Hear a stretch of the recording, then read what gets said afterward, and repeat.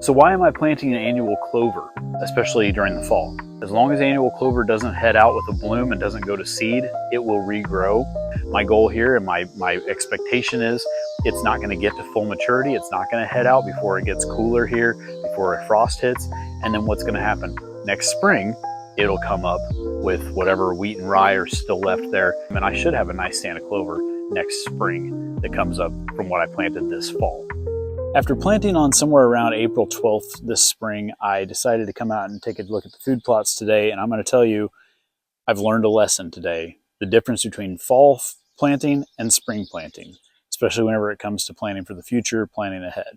So I'm going to get right into it and show you guys the difference between what I planted in April this year, just not even a month ago. I'm standing here, it's May 9th today, and the difference between that and the difference between planting last fall, planning for the future. So as you can see, the crops that I planted, which was mainly a clover, there was some grow forage brassica, there's some chicory in there, and then you'll also see an annual clover. You'll see some crimson clover in there as well. That crimson clover that you see the heads coming out of, I'm confident was planted last fall. There's no reason it should be as mature as it is right now.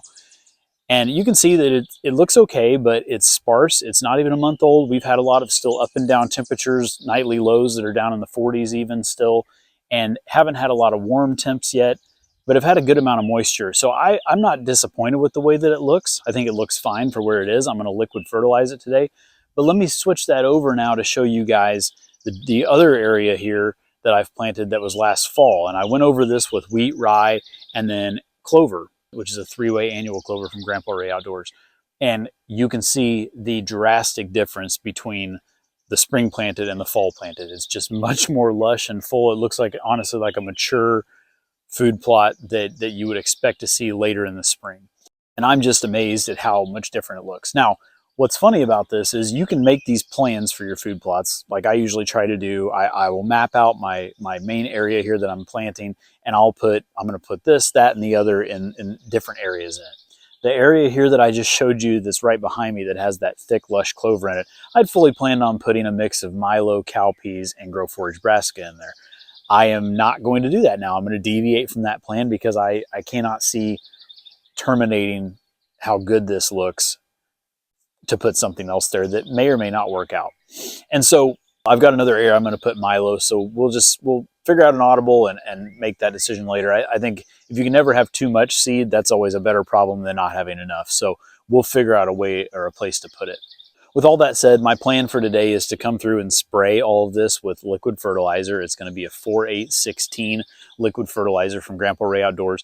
This is going to be what you want to put on forages that don't need a lot of nitrogen. So your clover needs more potash and phosphorus and different things like that. It doesn't need nitrogen. So I'm going to hit that with that fertilizer, and then hopefully we'll have some rain here in the next week or so. There's none in the forecast right now until maybe next weekend, but giving that a nice little dose of fertilizer for now, I think is going to help it get through till it can get to the next rain, and then feed it, because I haven't fertilized it this year. Whenever I planted it earlier in the spring, there was no reason to fertilize it at that time. It was still too cool, wasn't ideal growing conditions.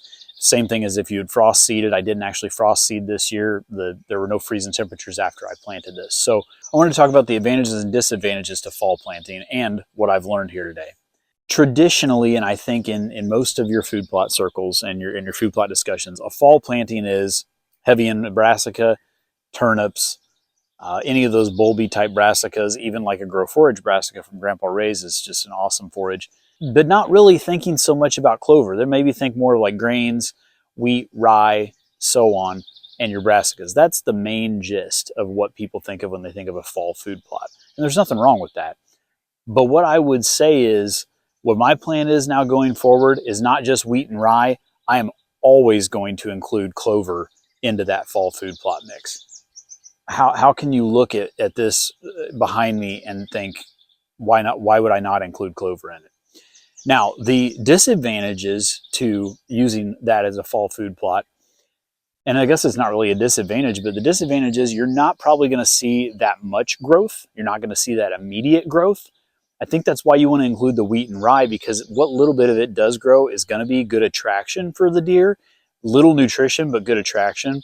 The advantages are what little bit of germination and a little bit of growth that you do get in the fall is not going to be so much that it's going to head out. Like the annual clovers, once they bloom out, they're probably done.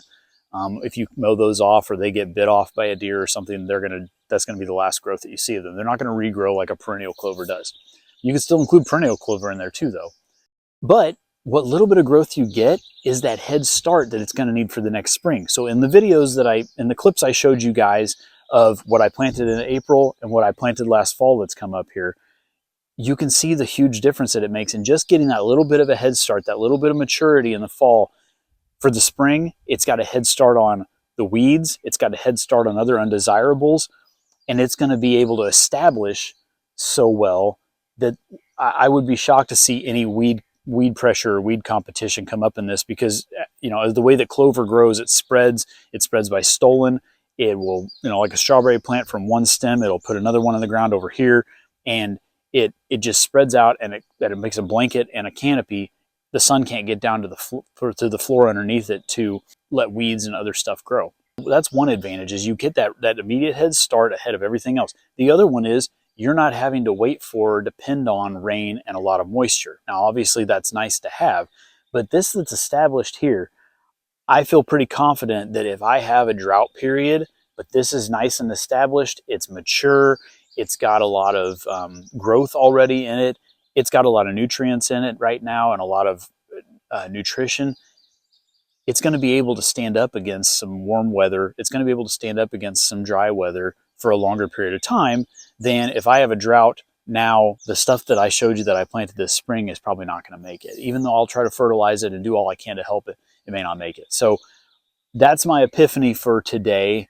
And I don't know why. I've been heavy into the food plotting since, probably I think the first year we did it was 2011, 2012. Been heavy into it since then. This is my first time that light bulb has gone on and said, I need to have wheat, rye, and always have clover in that fall planting. It's thinking about the long game. Everything in life that's worth having, it's going to take time. And same goes for food plotting. You can have a beautiful, lush, nutritious, high yield, high tonnage clover plot if you plant it in the fall, but you won't see it until that following spring.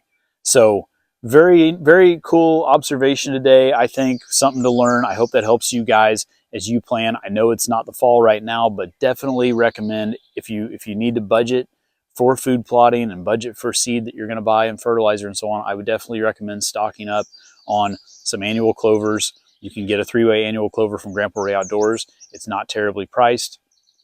You can get a perennial clover and do the same thing. I would honestly, since you're not going to see that much growth anyway, get a perennial, get an annual, get several different varieties, several different species.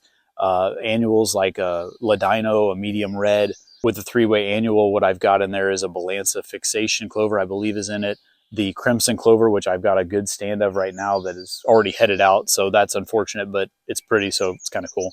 And then also a frosty burst seam clover. So lots of different varieties, get a lot of biodiversity down there, and then let it grow and let it mature and let it be there for the deer. So yeah, to wrap up, I have some chicory that's grown up, just small right now. It's not very, very tall. It's not grown a whole lot. I don't really expect it to have been. It hasn't even been a month. And like I said, up and down temps, not been ideal for growing.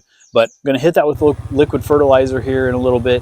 And ideally, I would do that in the evening. Today, I have time during the day. I took the day off to come out and do this. So we're going to do that, hopefully without having too hot of temperatures. The plants will be able to take that in better. I usually try to do that in the evening when the sun has kind of gone down or it's at dusk, because plants are going to be more receptive and be able to receive that better.